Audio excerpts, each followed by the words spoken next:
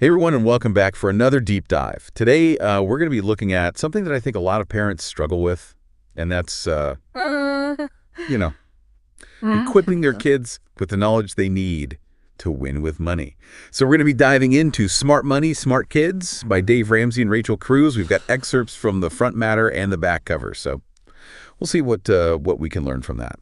Yeah, it's really interesting, just the tone of this book right off the bat. It feels really approachable. It doesn't feel like a lecture. It feels like a guide for just, having these conversations with your kids about money. Yeah. Which can be awkward. Totally. And, I love that you mentioned that it doesn't feel like a lecture. Yeah. Because it really does feel like something you can sit down and read with your kids. It's not like some dense financial textbook. It's like engaging and fun to read. And it tackles some pretty big issues head on. You think about like student loan debt or the pressure to buy everything now. Like these are things that are affecting everyone, but especially young people. Right. And it's like this book is giving parents and kids a compass to navigate this crazy financial world we're in. Mm-hmm. Like you don't just get thrown out there and be like, good luck. Yeah. Figure it out. Exactly. And one thing that I noticed that they touch on a lot is this idea of teaching kids how to avoid debt.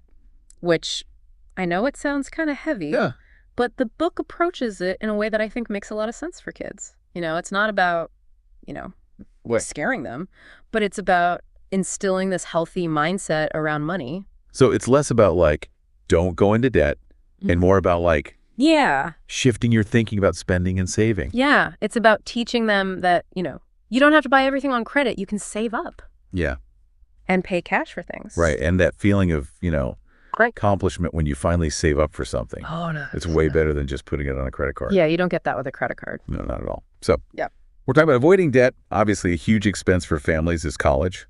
Does this book offer any advice for how to handle that? Yeah, definitely. College is one of those things you have to plan for.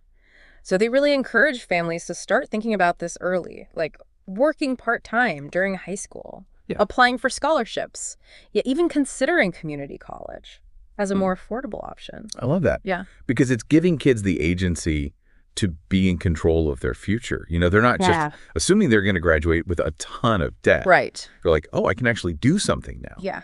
To change the outcome. Mm-hmm. Yeah, and that kind of empowerment extends to other areas of life too.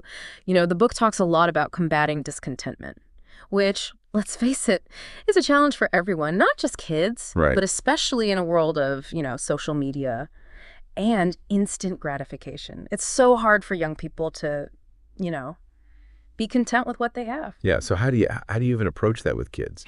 Because you can't just say, hey, be happy with what you got and expect that to work. Right. It's definitely more nuanced than that.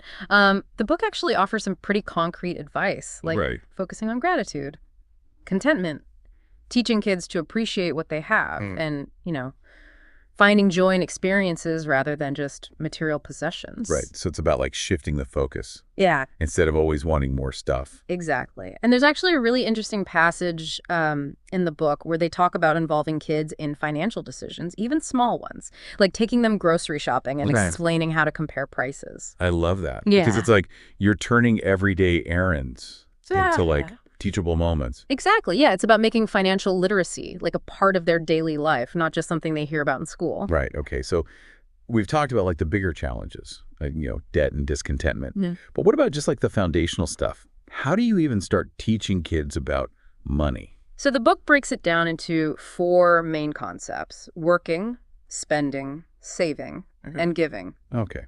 Makes sense. But like, where do you even begin with something like working? Right. Well, obviously we're not talking about sending like toddlers off to work in coal mines or anything. Right, yeah. But, it's about age-appropriate tasks and responsibilities. Yeah. So, like, instead of just giving kids an allowance, have them earn it by doing chores around the house. Right. That's a classic.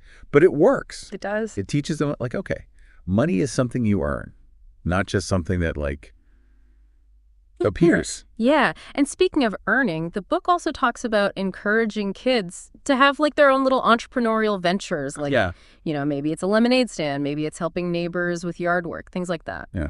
That's awesome. So, okay, they've earned some money. How do you guide them on the spending part?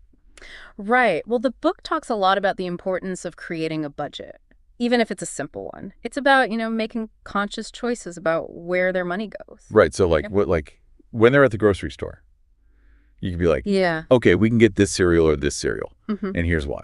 This one's a better deal. Exactly. Yeah. It's about giving them real life examples and showing them the impact of their choices. Yeah. And that leads us to saving. Yes.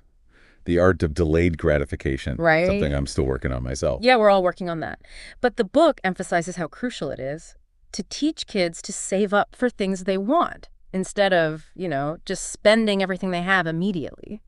And they have some really creative ideas for making saving fun. Okay, like what? Well, one suggestion is to create like a visual savings tracker. Yeah. Maybe it's a jar they can see filling up or a chart they can color in as they get closer to their goal. Oh, I love that because it's like it makes it more tangible and exciting for them. Right. And it teaches them to set goals. Yeah. Work towards them. Exactly. Which is like a valuable skill no matter what your age. And it doesn't have to be about saving for material things either. It could be saving up for an experience, like a family vacation. Right. Okay, so we've covered working, spending, saving. What about giving? Yeah. Smart Money, Smart Kids really encourages parents to model generosity and involve children in charitable giving. So how do you do that in a way that's meaningful for kids? Well, the book suggests choosing a cause that resonates with your child's interests.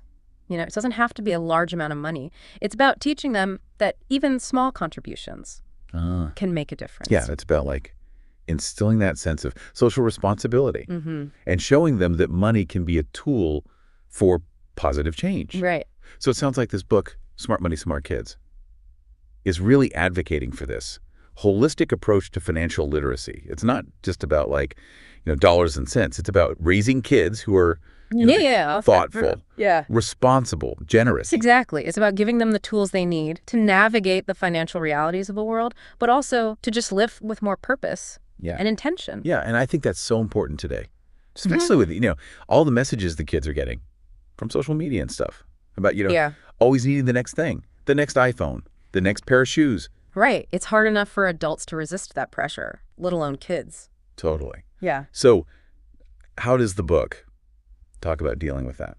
Well, they emphasize this idea of shifting the focus away from material possessions and towards things like experiences and relationships, personal growth. So it's not about saying you can't have nice things. Yeah. It's more about, understanding what actually brings lasting happiness. Exactly. And, it really starts with us as parents.